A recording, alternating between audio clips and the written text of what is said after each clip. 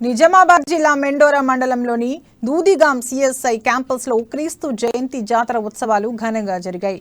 ఈ ఉత్సవాలలో దూదిగాం గ్రామం క్రైస్తవ భక్తులు ప్రత్యేక ప్రార్థనల్లో పాల్గొని దేవుని ఆశీస్సులు పొందారు.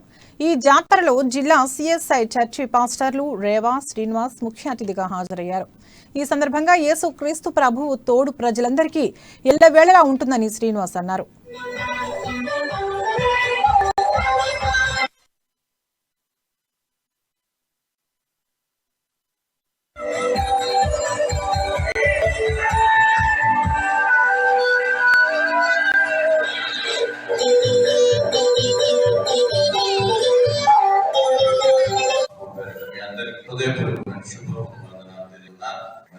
రాత్రి ఎంతమంది జాతర ఆరాధనలు పాల్గొంటున్నారు?